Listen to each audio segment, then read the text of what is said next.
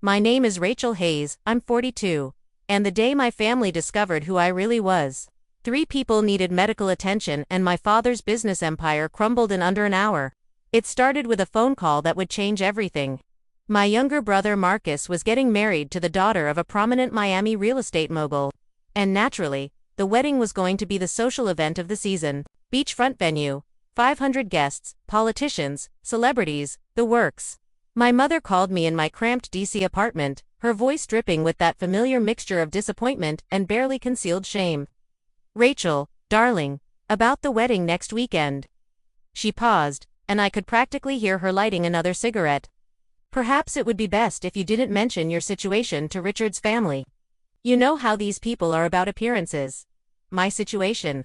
That's what she called my career. 20 years with the Drug Enforcement Administration, the last 8, as a special agent in charge. And she still referred to it as my situation. "What would you like me to tell them I do for a living, Mom?" "Well, you could just say you work for the government. Keep it vague. Richard's father-in-law owns half of Miami Beach. Very successful, very connected. We don't want them thinking we're well. You know, I knew I'd been the family disappointment for 2 decades. While Marcus followed Dad into the luxury import business, making millions and living in a mansion in Coral Gables. I'd chosen what they saw as a thankless government job, chasing drug dealers for what Dad called peasant wages. The fact that I'd worked my way up to one of the highest positions a woman could hold in federal law enforcement meant nothing to them. All they saw was my government salary versus Marcus' Ferrari collection. "I'll keep it simple," I told her, knowing exactly what that meant. Another family gathering where I'd be introduced as our Rachel. She works in Washington while they gushed over Marcus's latest business acquisition. The wedding was everything you'd expect from Miami's elite. The venue overlooked Biscayne Bay with white tents and flowers that probably cost more than most people's cars. I wore a simple navy dress, the closest thing to formal wear in my wardrobe, and watched as extended family members I hadn't seen in years air-kissed and compared vacation homes. My cousin Emma, Marcus' maid of honor, found me at the bar during cocktail hour. Emma had always been the golden child in our extended family. Harvard MBA, married to a hedge fund manager. Mother of 2 perfect children who went to private schools that cost more than most people's annual salaries. "Rachel," she exclaimed, her voice carrying that practiced enthusiasm of someone who worked in PR. "Look at you still living in that tiny apartment in DC. It suits me." "Oh, I'm sure it does." Very modest. She signaled the bartender for another champagne. "Marcus told me you're still doing that government thing. Didn't you ever want to do something more ambitious? I mean, you're 42. Most people have figured out their careers by now." I took a slow sip of my wine. Content. She laughed, but it wasn't a kind sound. "Well, I suppose someone has to do those jobs. Though, I have to say, when people ask what my cousins do for a living, I love talking about Marcus's import business. He just bought another warehouse in the port of Miami, but when they ask about you," she shrugged. I usually just change the subject.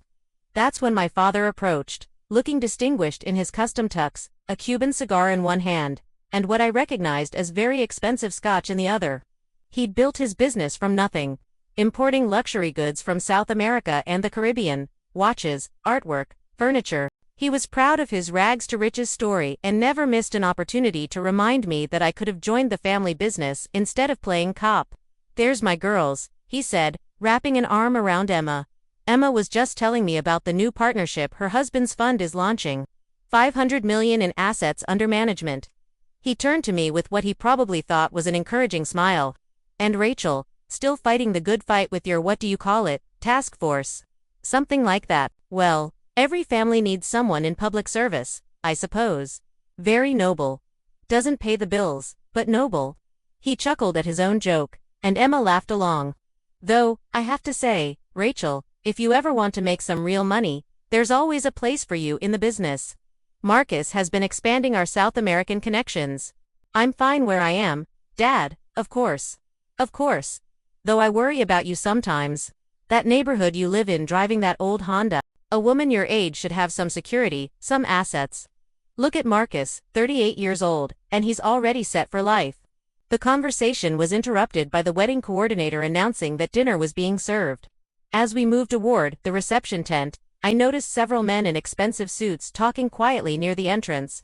They had the look of law enforcement, alert, professional, scanning the crowd.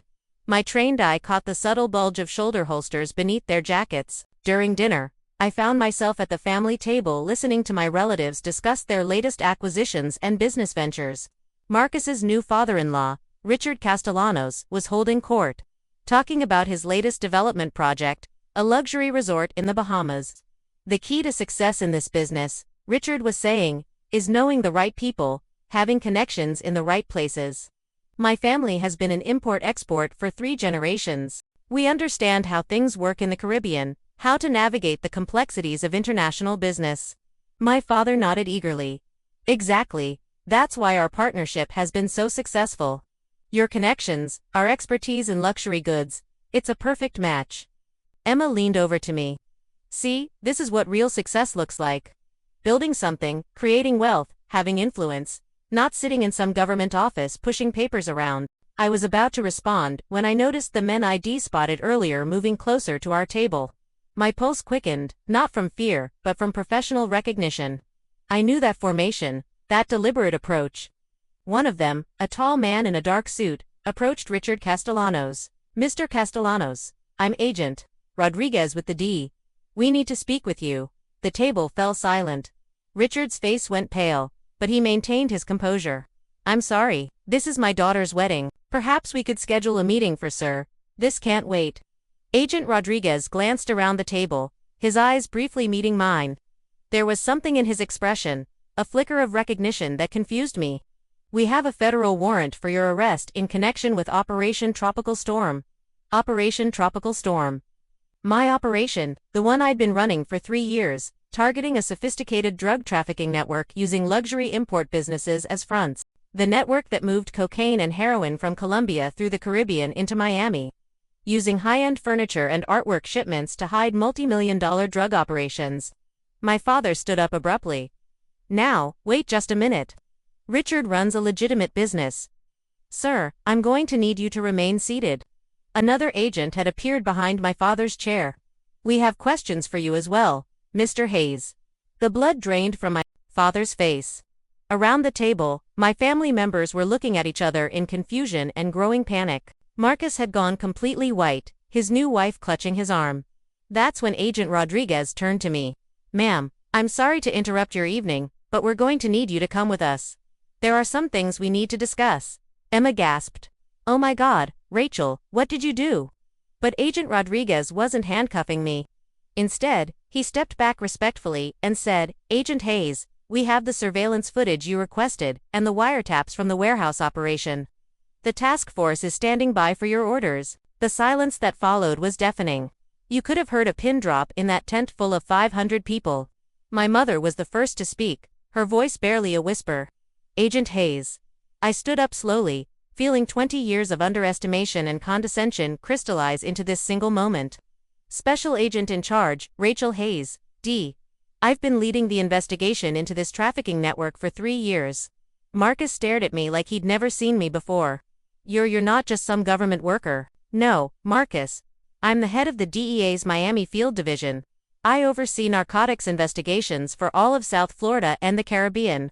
I turned to my father, whose face had gone gray, including the investigation into Hayes Luxury Imports and your partnership with the Castellanos organization. Emma's mouth opened and closed like a fish. But you drive an old Honda. You live in that tiny apartment. Government housing near the D Field office. And I drive an unmarked vehicle. Because I've spent the last 3 years undercover building cases against some of the most dangerous drug traffickers in the Western Hemisphere. I looked around the table at my family's shocked faces. The same traffickers who have been using Dad's import business to move drugs into the United States. My father found his voice. Rachel, I swear to you, I had no idea. The Castellanos family, they seemed legitimate. 3 warehouses, Dad, 47 shipments over 2 years. $200 million in cocaine and heroin hidden in furniture and artwork from your luxury import business. I kept my voice calm. Professional. We have surveillance footage, financial records, recorded conversations. We know about the account in the Cayman Islands, the payments to dock workers, the altered shipping manifests. Agent Rodriguez stepped forward again. Mr. Hayes, you have the right to remain silent. As they read my father his rights, I watched my family's world collapse in real time. Marcus was hyperventilating. My mother had started crying. Emma was staring at me like I was a stranger. How long have you known? My father asked as they handcuffed him. About the trafficking. 3 years. About your involvement. I paused, looking at this man who had spent decades telling me I was wasting my life. That I should have joined his business instead of pursuing my little government job. About 18 months. The realization hit him like a physical blow. You've been investigating me, your own father. I've been investigating a criminal organization that happens to involve my father. I kept my voice steady, professional. When we identified Hayes Luxury Imports as a front for drug trafficking, I requested to be removed from the case. My superiors decided my family connection made me the perfect person to gather intelligence. Emma finally found her voice. You used us. You came to family dinners, holidays, gathering information. I did my job. I turned to her, remembering every snide comment, every dismissal, every time she'd made me feel small for choosing service over money. The same job you've been telling me was worthless for the past 20 years. The arrests continued around us. Richard Castellanos was led away in handcuffs. His daughter, Marcus, new bride, sobbing hysterically. Several other wedding guests who were part of the operation were being questioned. The elegant wedding had turned into a crime scene. Marcus looked at me with something between awe and horror. All this time, we thought you were a failure. No, Marcus. All this time, you thought success could only be measured in money and status symbols. I watched as federal agents seized documents from Richard's briefcase. While you were buying Ferraris with drug money, I was building cases that will put major traffickers away for life. My mother approached me, tears streaming down her face. Rachel, please, your father made mistakes, but he's still family. Can't you do something? I looked at this woman who had spent years being embarrassed by my career, who had introduced me to people as if my work was something to be ashamed of. Mom, if Dad cooperates with the investigation, provides information about the network's operations, the prosecutors might consider a plea agreement. But I can't and won't interfere with a federal investigation. But you're in charge, aren't you? I could compromise 20 years of integrity and destroy my career to help someone who broke federal law. I shook my head. The same career you've been telling me was worthless. Agent Rodriguez approached me again. Ma'am, we're ready to execute the search warrants on the Hayes properties. Do you want to oversee the operation? I looked around at my family. My father in handcuffs, my mother crying, Marcus holding his sobbing bride, Emma staring at me in shock. 20 years of being the family disappointment had led to this moment. Yes, I said. Let's finish this. As I walked toward the unmarked cars waiting outside the venue, I heard Emma call after me. Rachel, wait. I turned back. I'm sorry. We didn't know. We didn't understand. I studied her face. This woman who had spent years making me feel inferior, who had just hours earlier been mocking my career and my modest lifestyle. Emma, you didn't understand because you never bothered to ask what I actually did for a living. You just assumed that because I didn't drive a luxury car or live in a mansion, my work didn't matter. But family supports each other. Family doesn't mock someone's career choice for 20 years, then ask for special treatment when that career becomes inconvenient. I turned away again. Goodbye, Emma. 6 months later, the trials were over. My father received a reduced sentence in exchange for his cooperation. 8 years instead of 25. Richard Castellanos wasn't as lucky. Without cooperation credit, he got life without parole. The network we dismantled had been responsible for flooding South Florida with over $300 million worth of drugs over 5 years. I received the D Administrator's Award for Excellence in Law Enforcement, the organization's highest honor. The ceremony was held in Washington, attended by high-ranking officials from multiple agencies. My division's work on Operation Tropical Storm became a case study taught at the D Academy. My family wasn't there. They'd invited me to Marcus' second wedding. Apparently, his first marriage did survive the revelation that his father-in-law was a major drug trafficker, and his sister was the federal agent who brought him down. I declined the invitation. I did get a letter from my mother last month. She'd moved to a smaller house after the legal fees and asset forfeit decimated the family finances. She said she was proud of me, that she finally understood the importance of what I did. She asked if we could have dinner sometime, maybe rebuild our relationship. I haven't responded yet. 20 years of dismissal and condescension don't disappear with one letter, but maybe someday. For now, I'm content with my life. My tiny government apartment has a view of the Washington Monument. My old Honda has been replaced by a newer, unmarked vehicle that can outrun anything Marcus ever owned. And my thankless government job has given me something my family's wealth never could: the knowledge that I've made a real difference in the world. Emma was right about one thing. I am 42 and I have figured out my career. I'm the special agent in charge of one of the DEA's most important field divisions. I lead investigations that protect communities from drugs and violence. I've dismantled criminal organizations that most people never even know exist. And if my family had ever bothered to ask what I actually did for a living instead of assuming I was a failure, because I chose service over money, they might have discovered that their disappointment was one of the most successful federal agents of her generation. The day my family learned who I really was, they lost everything they thought mattered. But I gained something far more valuable.